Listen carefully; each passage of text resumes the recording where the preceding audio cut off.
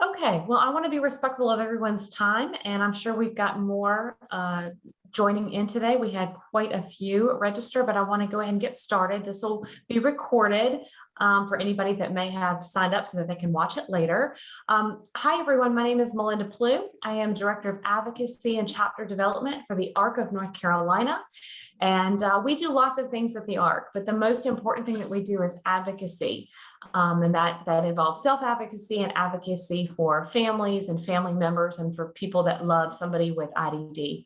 One of the things that many of our staff are doing, just like other providers across the state, is helping families with their child's IEP. And sometimes it doesn't always go according to the way a parent thinks it should go, or the self-advocate thinks it should go, or the school thinks it should go.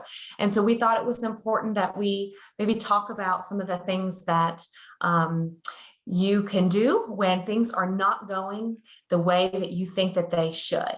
So I am not the expert on that. I have brought the expert on that today. And so I am going to turn my camera off and I am going to turn it over to Aimee Combs, who's the PTI manager at Exceptional Children's Assistance Center. And I just want to give a couple of little housekeeping things. One, please put your questions throughout Aimee's presentation in the Q&A. It's easier for me to manage them if they're in the Q&A versus the chat, but any way you can get the question is fine. We'll try to tackle all of those at the end. One other point of note is that we have some funding from the state to do these webinars as part of a grant. And one of the things that grantors ask of us is to collect demographic information, just the simple things like age and county of origin of where you are. So at the end of today's webinar, I am going to send you a link, if you didn't already receive it, that has a quick survey that's literally 4 questions that you can answer in less than a minute, and it will be very helpful if you could do that. I will also attempt to put that link in the survey during the survey link in the chat during today's session. So with that, I would like to thank and introduce Aimee Combs. Well, thank you, Melinda. And I hope that you guys cannot hear the mower that is right outside my window. We built a house this year and we just planted grass not too long ago, and it finally is tall enough to mow. And my stepfather-in-law was kind enough to come over here and mow, and he has a ginormous mower. And he's not far from my window. So I know he means well, but I'm thinking, oh, not now, I'm doing a webinar. But thank you for coming and hanging out with me today. My name is Aimee Combs, and as Melinda said, I am the PTI manager over at ECAC, or the Exceptional Children's Assistance Center. And I'll explain what that is. I've got a slide that kind of talks about what the PTI is and some of the other work that we do over there at ECAC. But today I'm going to be talking about communication, negotiation, and resolving disagreements or conflict in special education. And we all know that it happens, right? It happens a lot. If it didn't, ECAC probably wouldn't exist, because that's a great deal of what we do day in and day out, is helping families kind of navigate when there is a conflict or there's confusion or questions, or when IEP teams get stuck. Quick disclaimer, you'll see it on our slide here that ECAC is not a legal services agency, and so we do not provide any legal representation or advice. Oops, I apologize. The mower has stopped and he's approaching the door. My apologies. And so we cannot and do not provide any legal advice, and any information contained in this presentation should not be considered as such. Get to my next slide. So real quick, just go over the learning objectives for today, which is,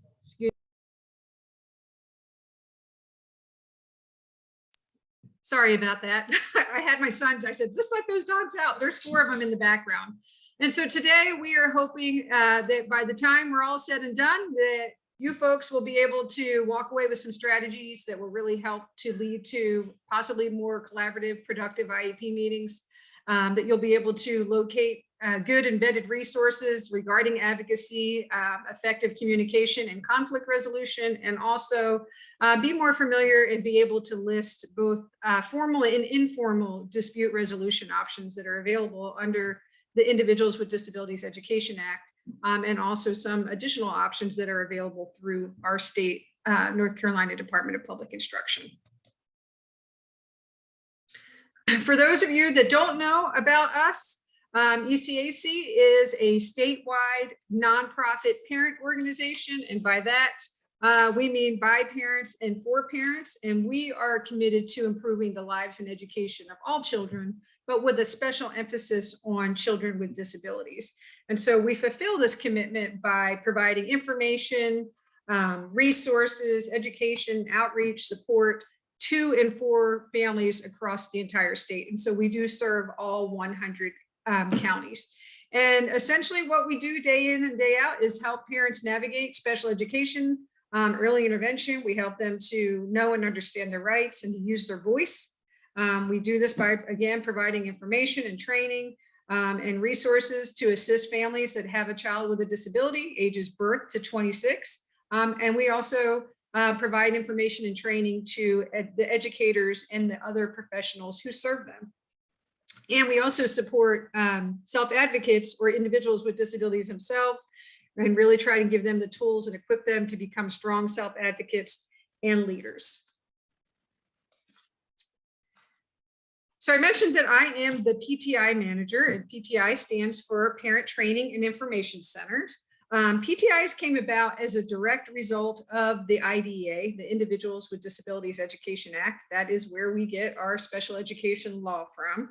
And so the feds basically said, within those provisions and all those regulations and rules in there, they said, we are going to require that every state have at least one parent training and information center.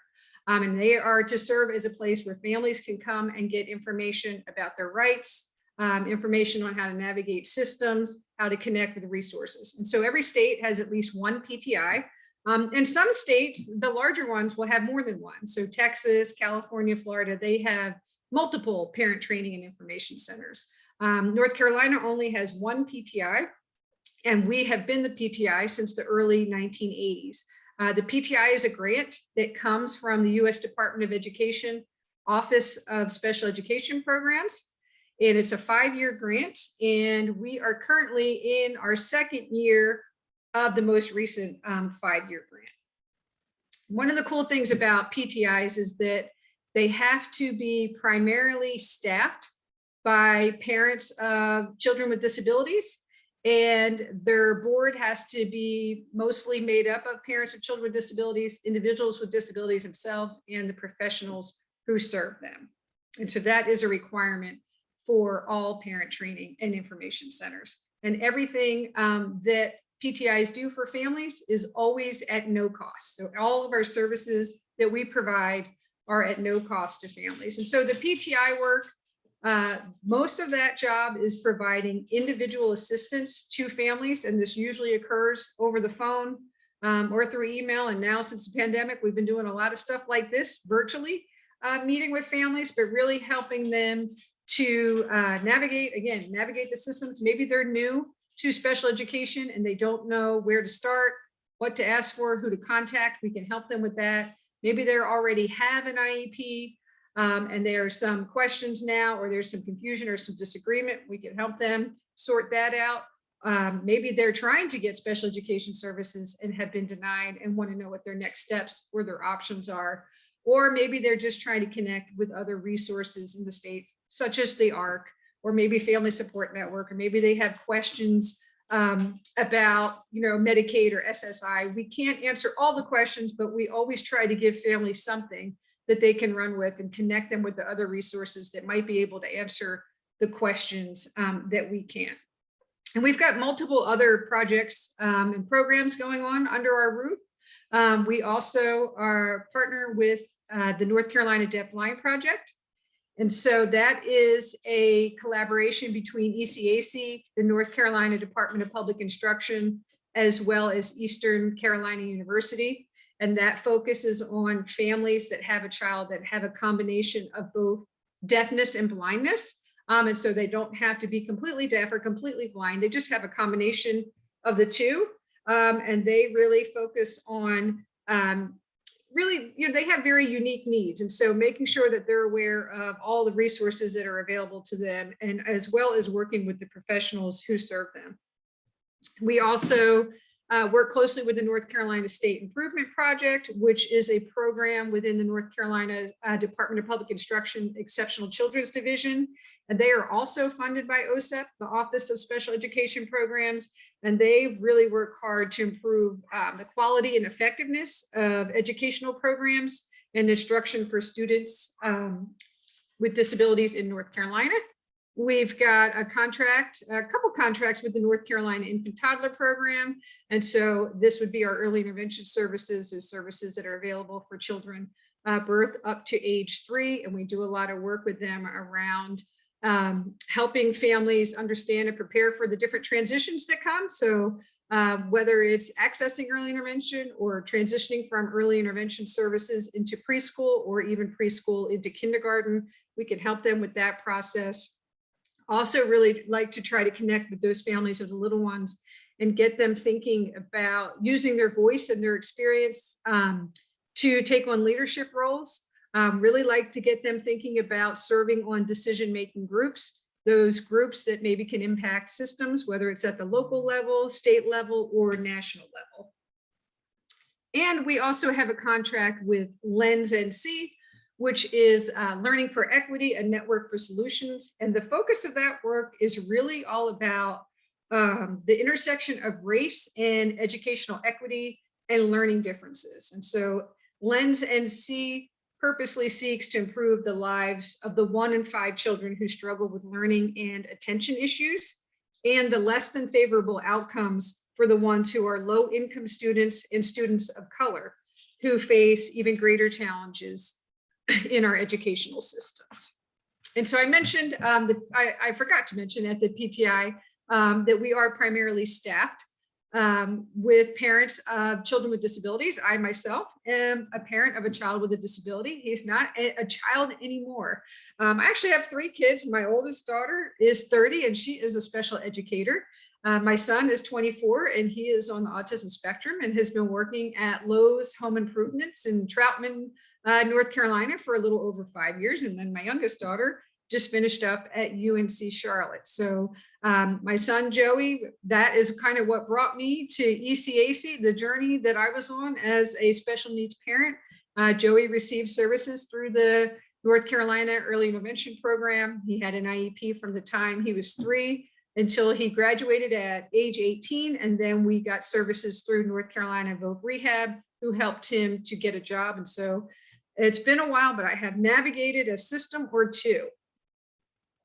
So today we are going to be talking about disagreements and communication and negotiation and all those things that happen during the special education process. And so I was hoping folks would maybe, I'll give you a penny for your thoughts. It'll have to be a virtual penny because we're not in person, to tell me, what comes to mind when you think about conflict in special education. What comes to mind? Is it common? Is it stress you out? Is it easy to navigate? What kind of feelings are involved? So just curious, based on whether it's, your personal experience or professional experience. I can tell you that I hang out in a lot of virtual spaces, tons of Facebook groups geared towards parenting a child with a disability. And I can tell you when somebody new comes on the scene and says, I'm new to this, I had my first IEP meeting, you could see like it's immediate, like people are like, don't go alone, get an advocate, get a lawyer even, kind of a thing. So it tells you that we know that a lot of families and a lot of folks have had some negative experiences or had some, conflict along the way. I got no pennies to give out, have no thoughts yet, but we got more time to talk. All right, so I'm going to talk a little bit about collaboration because this really is an essential component when thinking about working as a team. And really, collaboration and communication between home and school. I mean, this is a thing that's really ultimately going to improve outcomes for all students. And for students with disabilities, especially, it's really essential to have effective parent-teacher communication, to have that collaboration, to have that trust in order to establish and maintain respectful relationships. And the fact of it is the student wins, the parents win, and the school staff win when folks work together and they remain student-centered and actively listen to understand one another. And so, curious, when you hear the word collaboration, what does that mean to you? How would you define it? And folks can use the chat box where I can keep on talking. I could tell you how the dictionary.com defines collaboration as to work one with another. And so when you think about collaboration, it really is the act of working together, especially on a goal or a shared project. And it often implies not just cooperation, but the sharing and developing of each other's ideas and perspectives. How about communication? Effective communication. This is so important. And this really is the key when we're doing our presentations for parents, especially on becoming your child's best and most effective advocate. Communication is the key. That is the ticket. And so building a relationship with others through effective and open communication can really be the core of a successful educational experience for children. And so we, even when we're talking to teachers, we tell them for teachers, being able to communicate with your students' parents helps to better understand a child's strengths and their own individual personality and their learning style. And so the more information that teachers have about a student, the more they can focus on teaching and being able to address and overcome challenges along the way. And we know that those challenges can be unique for each child. And so we're always trying to push for this effective communication piece because it is crucial between families and school staff, and it really will culminate a more complete understanding of the student, their abilities, their strengths, all of it. When there is effective communication between home and school, families will feel respected and they are more likely to trust and work with the schools to support their child's learning. And they're more inclined to share information openly and frequently. And so it really is important that folks are communicating in ways that that is enough. Like that's a huge thing that we hear from families. I'm not hearing from the school enough. I'm not getting enough communication or getting enough information. And so it is communication is a two-way street, and we encourage both parties to establish good communication. And it may be, something early on, beginning of the school year, your kid's got a new teacher where you're kind of saying, hey, what's the best way to contact you? What is too much? What's too little? What kind of information will you be giving me? Kind of thing. It's something that could be just happen outside of the IEP meeting, or it could be something that's discussed during an IEP meeting. But I think it's especially important for parents that are raising a child with a disability. We know how crucial that communication piece is. And we especially know it for those parents that maybe have a child that struggles to communicate. They might be nonverbal, and the parents, will have no idea how their school day went. And so it's really important that they're getting a lot of communication. We've had a staff member once that had a child that had very complex medical needs, and she needed a lot of communication. She needed to know what that child ate and didn't eat. She needed to know when that child had a bowel movement. So there are some of us that are going to need a lot more information and a lot more specific information. And setting that up early on to say, here's what I need. How's this going to work? What works for you? That is crucial. And so when you've got a good thing going with the communication, it really does, that having that trust could be the game changer for folks. And also when you've established that trust, that will later make some of those tougher conversations easier, because sometimes, we got to talk about the tough stuff. Your kid's not making progress, or your child, got a lot of significant behaviors, kind of a thing. And so it can make some of those things that are harder to hear easier when we know that there's been trust established. And the other awesome thing about effective communication is it really does result in increased family engagement and parent involvement. And the research is clear. Anytime you look up family engagement when it comes to schools or parent involvement, there are some true outcomes that happen. We see that students, their attendance is better, the graduation rates are higher. They go on, most of them will go on to do more after school as far as pursuing post-secondary outcomes. Discipline is less for students when the families and the parents are involved with the school and there's good working relationships. So there's all kinds of good things that benefit when families are engaged. And families are only going to want to be engaged if they are, again, having that trust, feeling like they're heard, and communication is good. So we talked about two things: a good combination, collaboration and communication.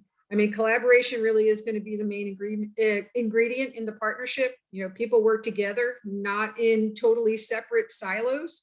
And so not only do the kids, the students do better when schools and families work together, but these effective partnerships truly do benefit everyone. And parents can feel more empowered when they know what's going on, how to help their child, and they have a voice in their child's education. And then the teachers can feel more supported when they and the parents are working towards the same goals. I mean, they don't have to shoulder 100% of the responsibility for the child's success. Everybody kind of works together and says, you know, how can we work together as a team and make this happen? And certainly, you know, education really is increasingly viewed as a shared responsibility of educators and families. And we certainly saw this become way more apparent during the pandemic. You know, where families and teachers were seeing and hearing from each other quite a bit and counting on each other quite a bit more. And so it's never a bad thing to invest time and effort into building relationships between parents and school staff. Again, it is a win-win. And also, again, will make those difficult conversations easier to have. So what is at the root of disagreements when we're talking about special education? I can tell you that we certainly do see themes in our role at ECAC. As I mentioned, all of our parent educators are providing individual assistance to families across the state. As you can imagine, folks are not calling us to say, hey, Aimee, I just wanted to let you know everything is fabulous and going wonderful. I'm happy. Teacher's happy, and the student's getting everything he needs. Those are not the calls that we get. And we do know that that is the case for many, but the calls that we get are families that are often very upset, they're angry, there's confusion, communication is completely broken down, there is no trust. And, you know, we get that as, you know, we're parents ourselves. And so we get it, you know, we feel like our child's not getting what they need. You're going to see some emotions come involved. And so in communication, when you're talking about special education stuff, I mean, it's complex. There's so many acronyms and there's terms and there's rules and there's policies, and it can be really tricky to navigate and to identify sometimes what the key factors are. But we're going to talk about some of the themes that often come up when we're talking about areas of conflict in special education. And so we've got a variety of sources of disagreement here. Sometimes, you know, it's just different expectations. You know, sometimes it might be the team can't agree on what the needs are of the student, or maybe they've agreed on here's what we know he or she needs, but now they can't agree on how to meet the need. Sometimes the source of disagreement is, you know, we got folks that had a bad experience with one another. They might not like each other. You know, so not everybody is a good fit for everybody. That happens. I often share that my son had a teacher in elementary school. He was starting to increase his time in the gen ed setting. And so his first grade teacher, the second time around, he did repeat first grade. His first grade teacher was a real my way or the highway kind of guy, not very nurturing at all, not very flexible at all. And my son was a very sensitive student, and him and this teacher and I often went head to head, especially because one time he threw my son's pencil box across the room because he wasn't working fast enough. But I did not have a good history with this guy. I have to tell you though, the following year when my youngest daughter had him, I said, oh, good, she has met her match because she's been on a power trip since she was born. And so I did not have a good experience with him, with my son, but I did have a really good experience with him, with my daughter. But sometimes, there might be a staff member, there might be a teacher, it might be a related service provider that rubbed you the wrong way, or you rubbed them the wrong way. And now that relationship is kind of tainted. And it's hard to put that away. It comes into those meetings or into those conversations. And so that can be an area that brings up disagreement. And, again, having those bad experiences with the school, oftentimes we'll talk to parents and they're worried about a meeting coming up and, say, well, what's got you worried? And it's like, because, last year or the last time we did this. And so there was a previous experience. And certainly we'll even see that even if they've transferred to another school, they're kind of traumatized with what happened to them there. And they think it's going to be like that every time. And certainly there is a real perceived power imbalance. And this is especially true for parents.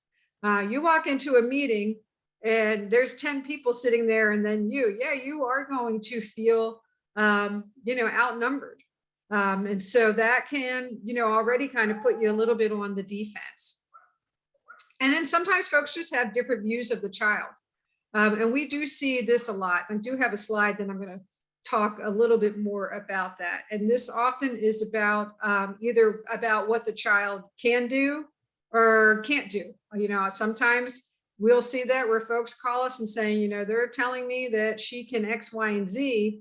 And I'm telling them I've never seen her demonstrate those skills, or the opposite. They're saying that he can't X, Y, and Z, and he does that all the time for us at home.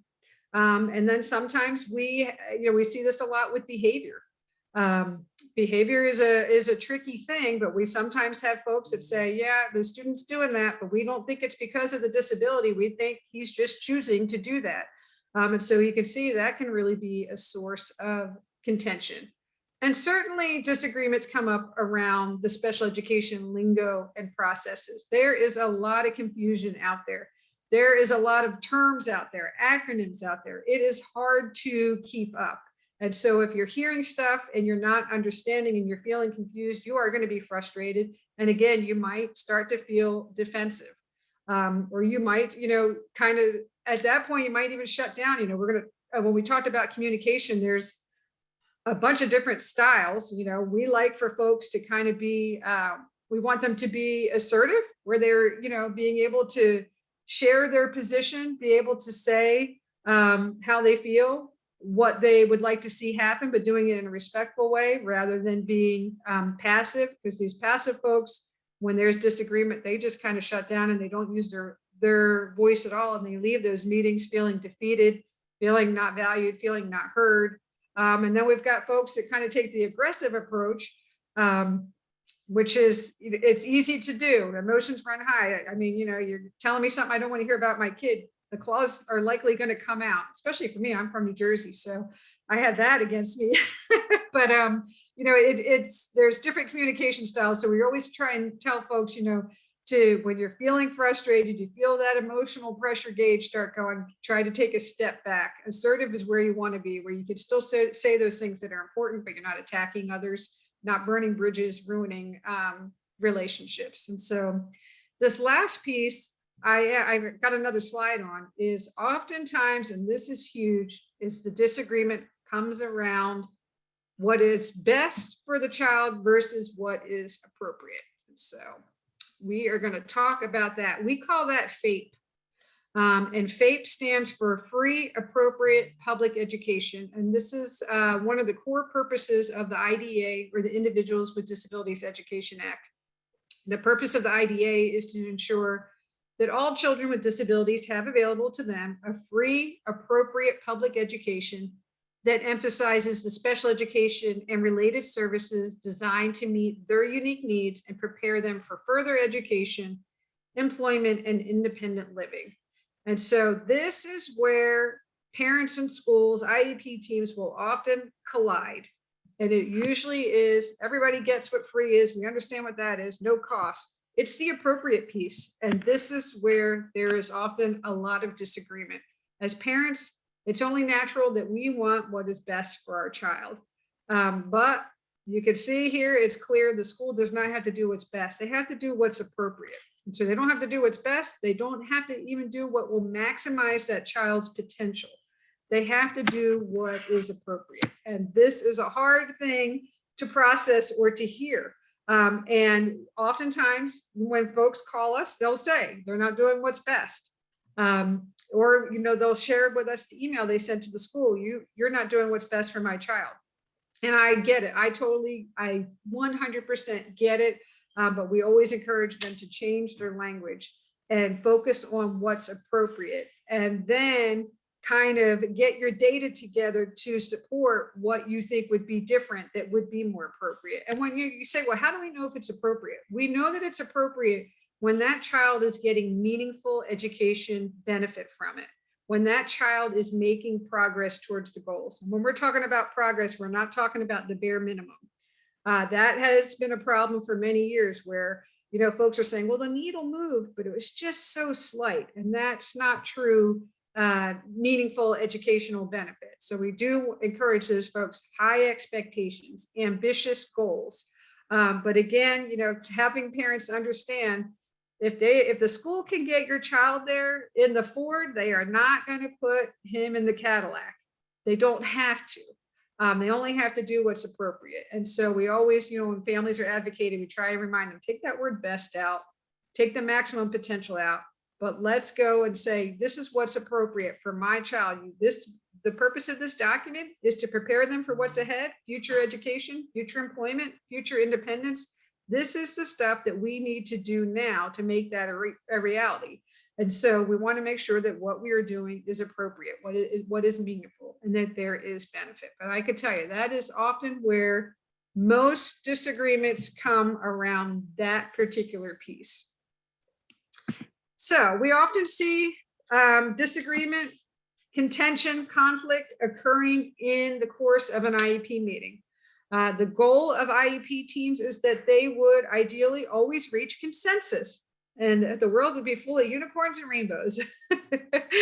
But it just doesn't always work that way. Sometimes folks get stuck and they cannot agree on certain things. And so we always encourage folks to try to keep the conversation going, ask those questions, make sure there's data to support whatever decisions are being made. If there isn't data there to support it, how long would it take to get that data? To always try to keep folks in a place where they're able to talk about it, and folks aren't shutting down, getting up, walking away, pointing fingers, getting loud with one another. I've seen it all happen. It's just not a good situation. It's hard to come back from. So we really, if you get to that point where you feel like, okay, I've had it. So ask for a break. When you're getting stuck, say, can I have 5 minutes?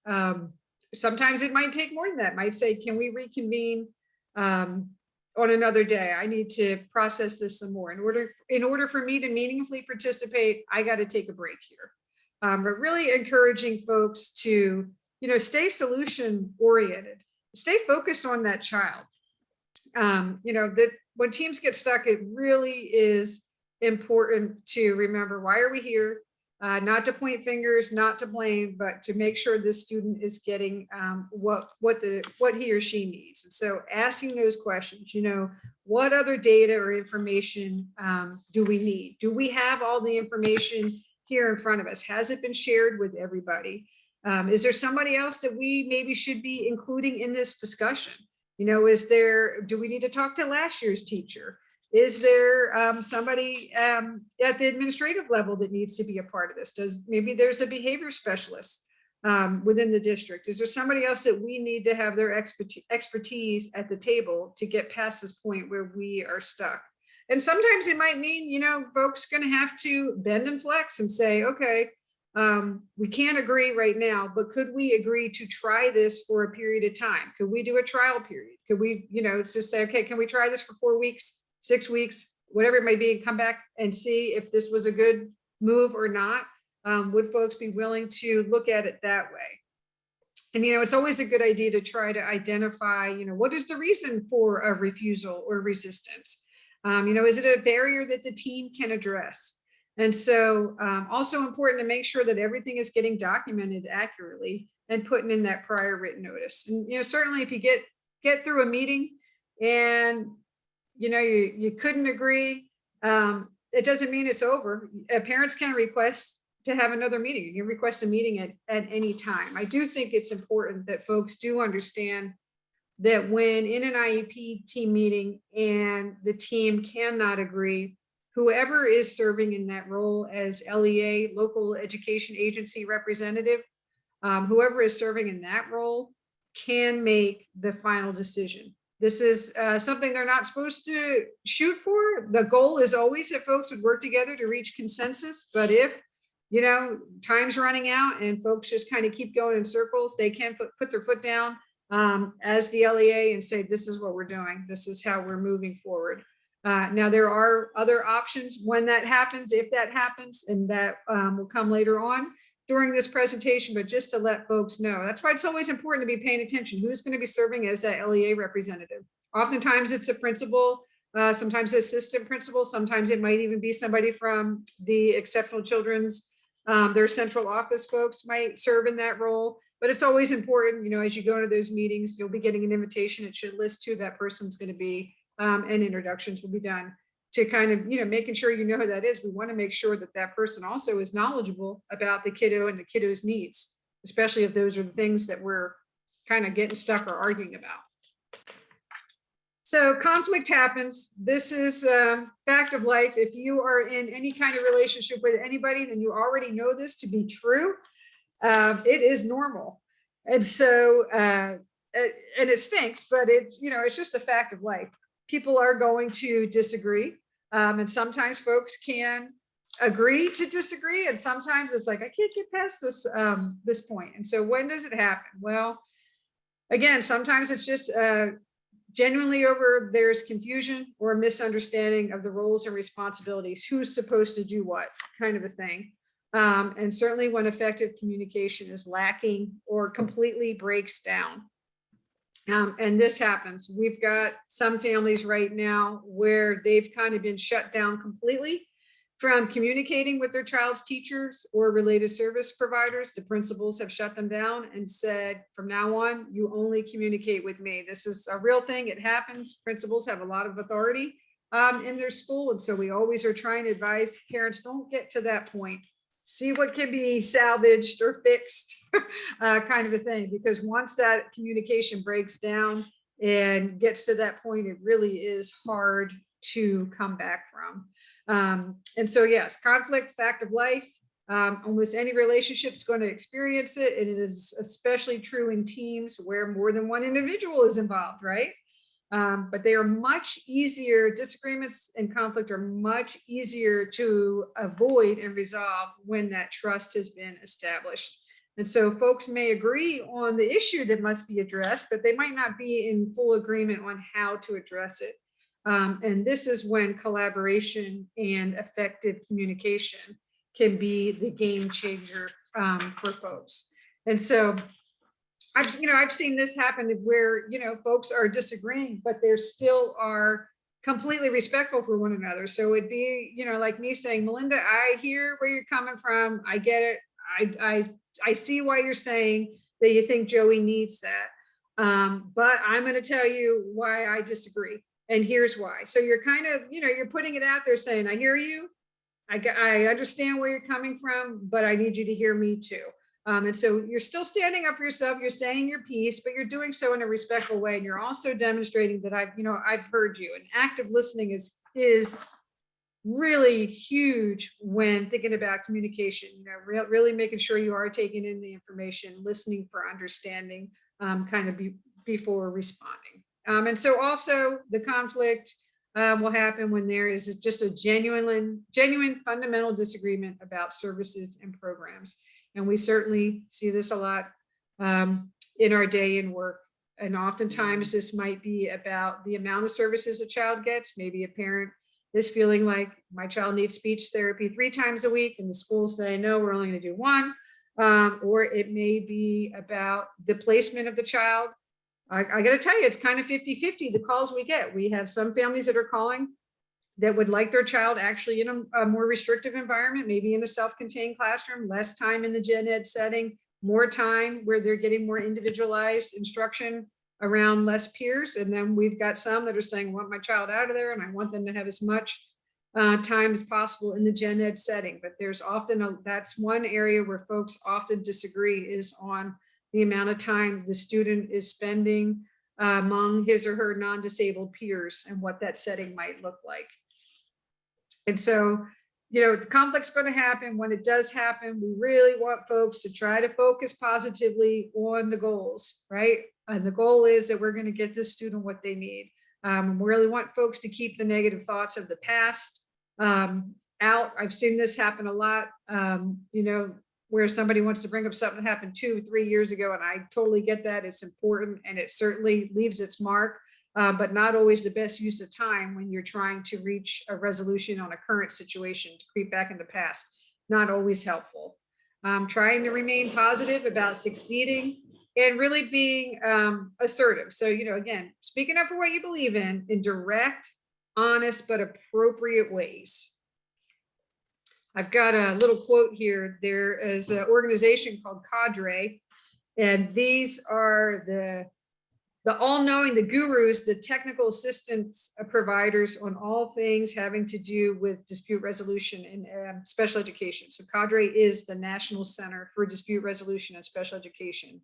And they state the cost of unresolved conflicts are huge. The costs are not just about money. They can also be educational, emotional, relational, and societal costs. Although formal dispute resolution can lead to a neutral person making a final decision, the relationships between families and educators often suffer.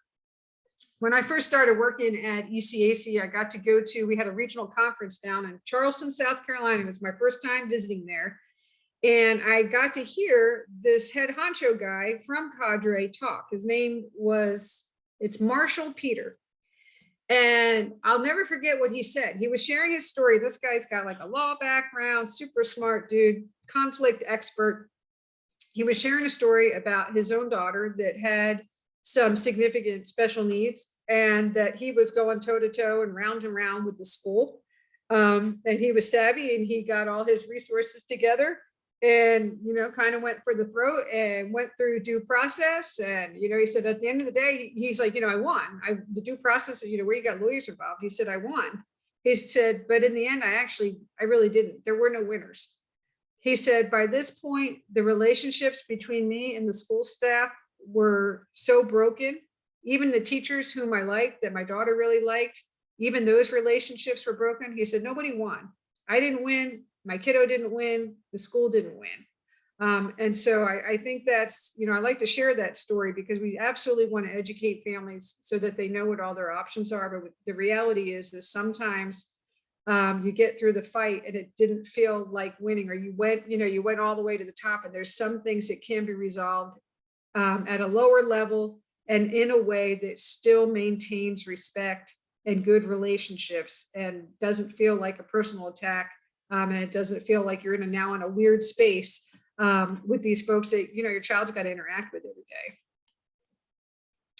So what are some steps to consider when you have an area of disagreement between the families in the school? And so we always encourage families to try to resolve the issue at the lowest level. So, we kind of say, let's think about this first. What is the concern or the issue?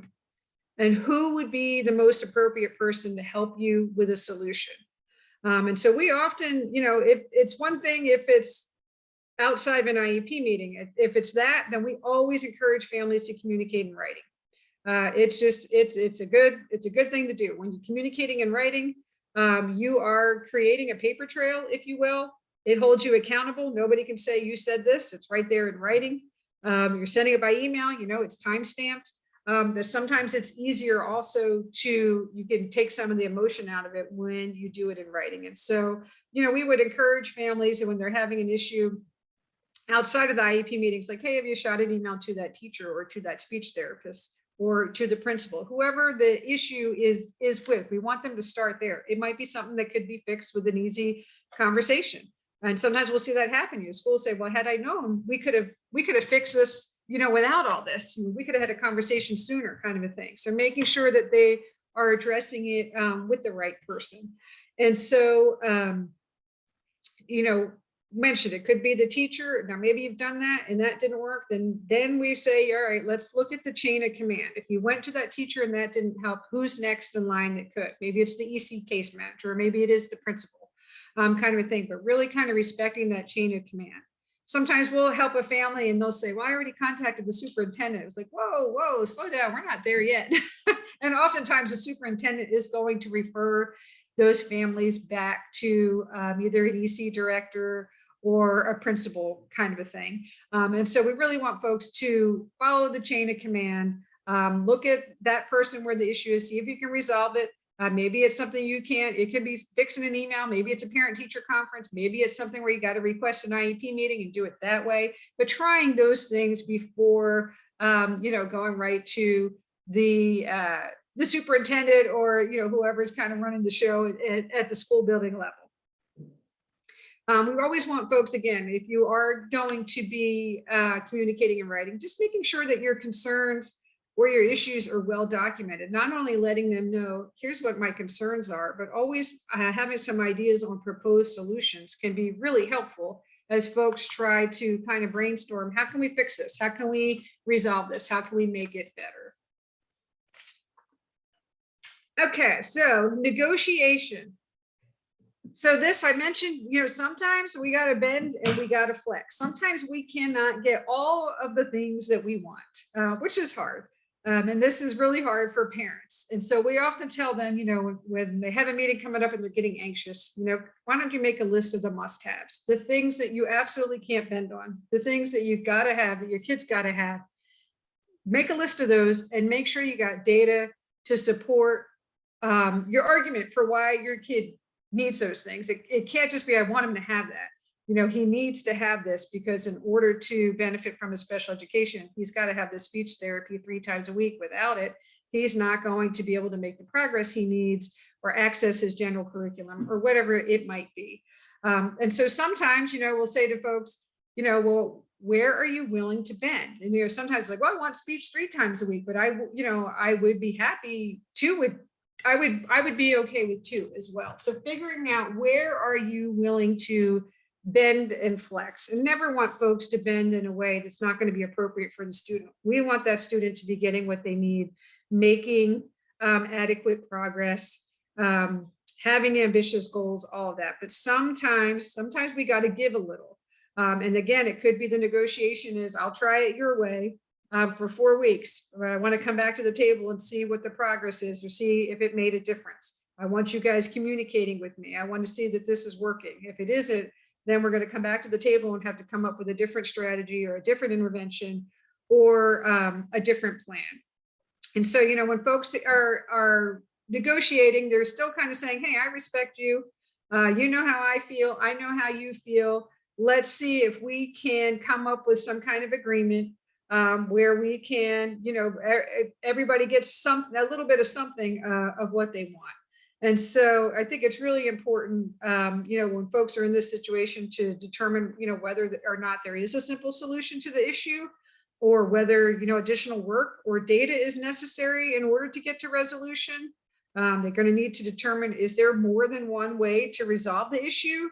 And so there's going to be some conversation that needs to happen. And again, folks are going to have to work together. And this is why establishing that trust can be the game changer, because you're more inclined to bend and flex with those that you trust than you are those that you don't, right?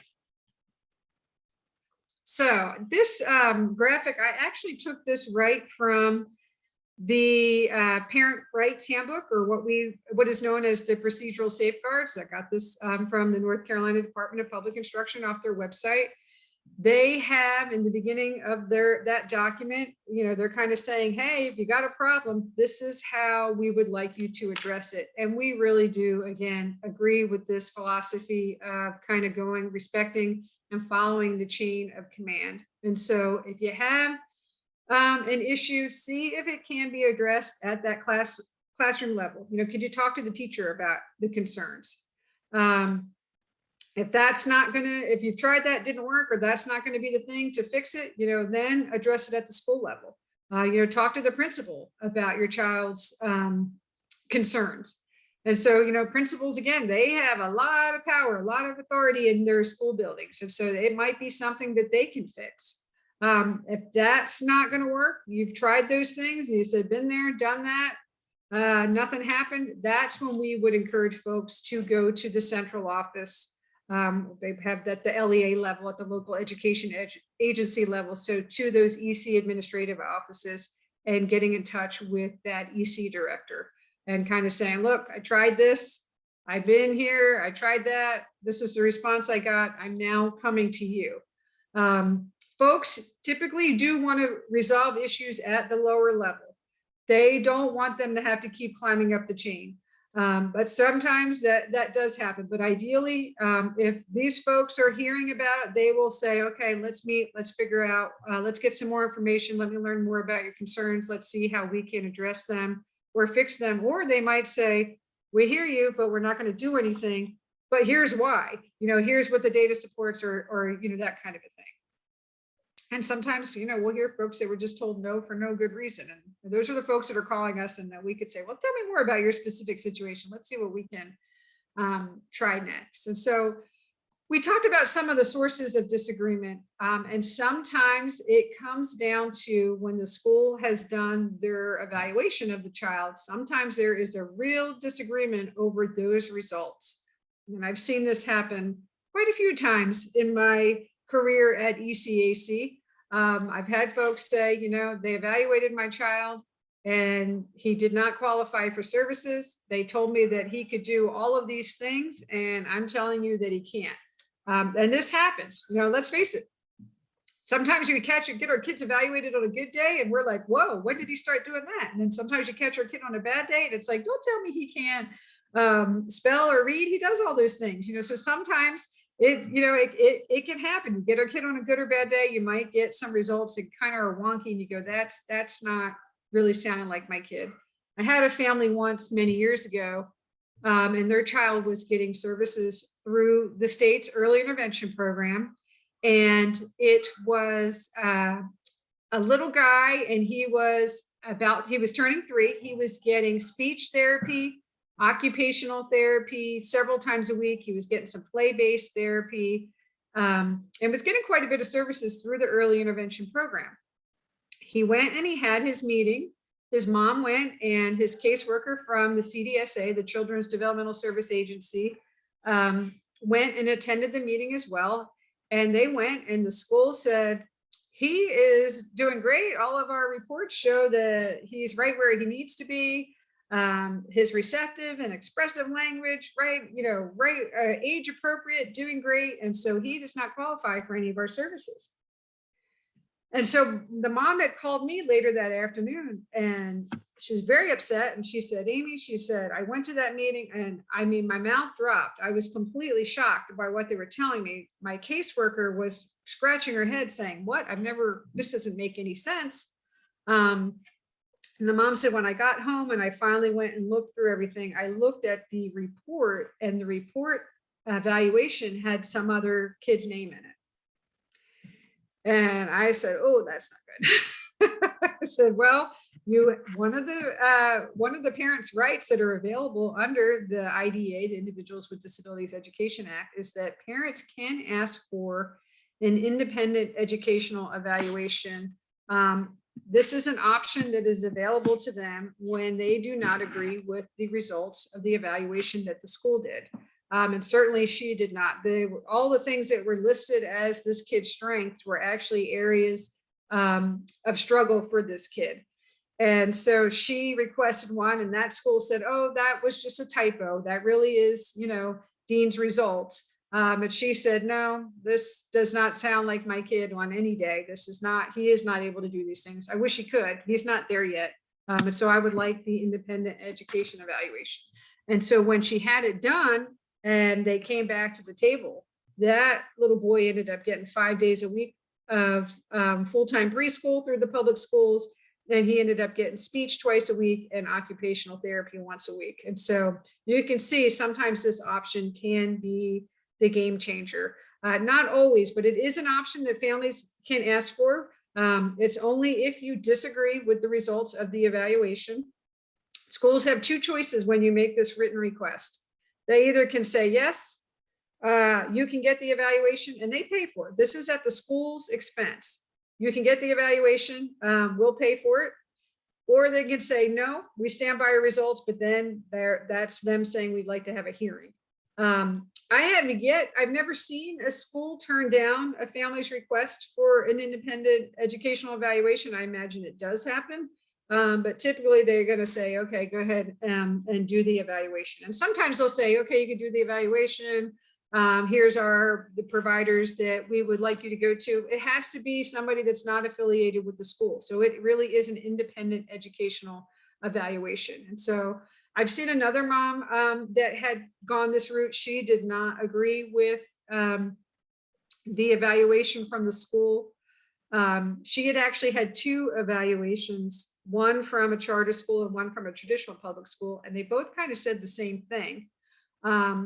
And she disagreed with the one from the charter school and went and got an independent evaluation, and the independent evaluation said the same thing as the other two evaluations that she had. And I kind of had to be honest with that mom and say, you know, kind of the writing's kind of on the wall. You've had three different sources, and they're all kind of coming back and saying the same thing about your kiddo. And so it looks like this information might actually be accurate, and that folks can use it to guide decisions, you know, for the team. So that is an option that is available to folks. I had one time, I had a mom that was, you know, she said, well, they didn't test specifically for this, but everything else that they had done really did show that it was not a child that needed specially designed instruction. It was a child that maybe needed some accommodations, maybe, you know, preferential seating, maybe extra time for tests, but didn't actually need something that required a special education teacher. And so I kind of said, you know, you can go that route.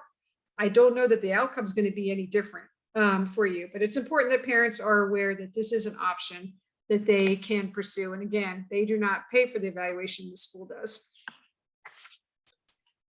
Okay, so we have a variety of dispute resolution options available to us in North Carolina through the North Carolina Department of Public Instruction. We have one informal option, and that is called facilitation. And so facilitation is something where parents or districts can request that the state provide a facilitator. This would be a third-party person. They do not work for the state. They do not work for the district. These are folks that have a contract, and they can facilitate IEP meetings. They are oftentimes retired special education administrators. Sometimes they have legal knowledge or whatnot.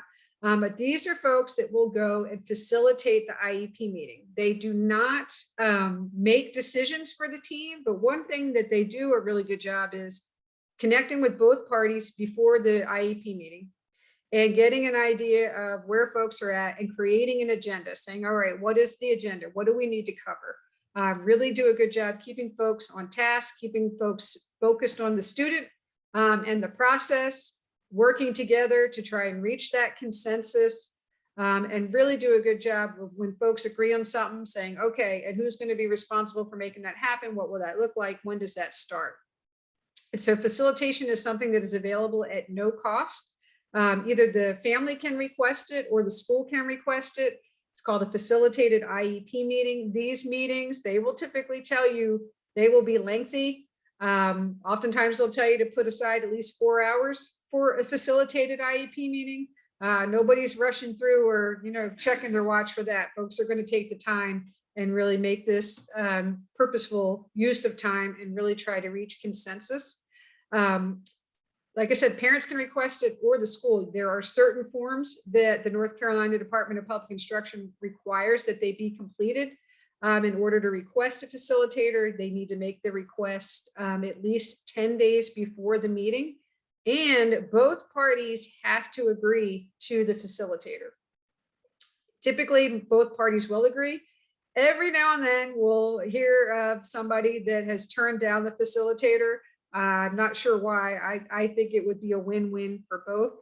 But sometimes, we've got some folks that say, we don't need a facilitator. We've got our own people, but that doesn't feel like the neutral third party for the parent. And so this is a good option. It still allows folks to work together. Folks are usually being respectful during these meetings. Everybody's getting heard. Everybody's getting the opportunity to hear all the information that was on the agenda, making sure folks are using their time wisely. So that is one option. If you've got through that meeting, maybe the LEA had to make the final decision and you're still, saying that's not going to work, I'm not happy. This would be, where you could say, I'd like to request another meeting and I would like a facilitator to be there. You could say that, but you still got to put it in writing. There are forms that have to be completed. And so the state also has what is known as formal dispute resolution options. And formal, these options are requirements under both the federal special education law, the IDEA, and also under our local state laws governing special education. So states have to make these three options available to families. And so, we'll see folks utilize this. These are usually disagreements over an unresolved disagreement over either the identification of a child as having a disability. Somebody went and had their child evaluated, was told, nope, doesn't qualify. It could be a disagreement over the evaluation of the child, or maybe even the placement of the child. The child was put in a placement setting that the family disagrees with. Or it could be over the provision of FAPE, the provision of that free, appropriate public education. And so we've got these three options, which are filing a state complaint, mediation, or a due process hearing. So the state complaint option, we see more families utilize this than some of the other options. And this is where they are making a formal written complaint to the North Carolina Department of Public Instruction. And the department will receive that, and they will often they'll review it, and then they will decide whether or not they are going to conduct an investigation. And that investigator is going to decide if the school has violated any special education regulations. After completing the investigation, that is when they will share their findings with the Department of Public Instruction. And these often result in, if they were found in violation, the district or the school was, these might result in what we would call a corrective action plan. And that is where the school will say, okay, here's where we're dinged you, here's where you're not doing things right, and these are the things we want you to put in place. The corrective action often results in professional development for staff on certain areas, saying we want all your staff trained on, child find obligations, or all of your, staff trained on functional behavior assessments, whatever the issue might be, or might be some staff, poor staff, whatnot. A state complaint, there are forms on the North Carolina Department of Public Instruction website. This is where folks would you have to, a very specific information you have to provide. They really want to know what is the violation. Tell us what the area is of the concern, that's resulting in this complaint. And they also kind of want to know, what would you like to see happen? What happens when you file a state complaint, though, you also have to let the school know, you got to give them a copy of it too. Sometimes schools, when they catch wind of that, they say, whoa, let's work together. Let's see, would you withdraw the complaint and we could talk this out, kind of a thing. State complaint is an option, but sometimes keep in mind, some of those things that folks want fixed can be taken care of or resolved without filing a state complaint. Again, kind of going through that chain of command, and, getting to the EC director and saying, look, I'm frustrated. We've tried all this. I really feel like my child is not getting what he needs. I feel like somebody missed the boat here, missed the mark here. I'd like to resolve this at the lowest level. And then certainly if you've gotten to that point and that didn't work, that is when you might, again, consider your formal or informal dispute resolution options. And so mediation, this is also a voluntary process. It is conducted by a qualified and impartial mediator. It's also provided at no cost to the parent or the school system. It is something that, again, both parties have to agree to. There are forms that need to be submitted. and filled out. The mediator really kind of helps the parents and the school system try to resolve those disagreements, and also really try to build a better working relationship for the future. Because, chances are you're going to be back at the table with these folks, depending on what grade your kid is. And so the idea is that mediation will get folks back to talking with one another, reaching consensus, being able to work together as a team efficiently and effectively. And so this is a confidential, it's a private process. And so oftentimes when families go to mediation, they're kind of signing off that they're not going to talk about this. And so when families call us, we don't get much information about, although they might share, we went to mediation. I kind of say, how'd that work out? That was good, kind of thing. But we don't usually get all the details of what happens behind the scenes in that process. Mediation also, it happens pretty quickly. So when you request it, it usually happens in a pretty quick amount of time. So that's important. If you have a disagreement that needs to be addressed quickly, that is something that you would want to put the request in right away. The state complaint, by the way, you have up to a year to submit your state complaint, a year from when the incident or the violation occurred. The third option is, we're talking about court here, due process hearing. This is where lawyers are involved, and it's conducted by an administrative law judge. And that judge is going to be the person who's going to make the decisions about the special education program for the child. They're going to listen to all the evidence and the argument presented by the parties. It happens. We do have families that have gone to due process. I am running out of time. So that is a worst case scenario. We really do try to encourage folks to utilize all these other options before you go there. But we do realize that there are some situations that this is the next step. At ECAC, once lawyers are involved, we are out of there. We do not get involved. That is well outside of our purview. Again, I mentioned we don't offer any legal representation or legal advice. So if a family has retained a lawyer, we are out of there. We do, we tell folks you can go to due process without one. You really need one though. Typically those school lawyers are pretty savvy and know their stuff, and probably not a good idea to go up against them without your own lawyer. And so real quick, this is just kind of something to think about when you are in a disagreement or you get to that point where conflict's coming. Try to laugh more, try to listen. Again, that active listening, give your full attention, ask those questions. How did you come up with that?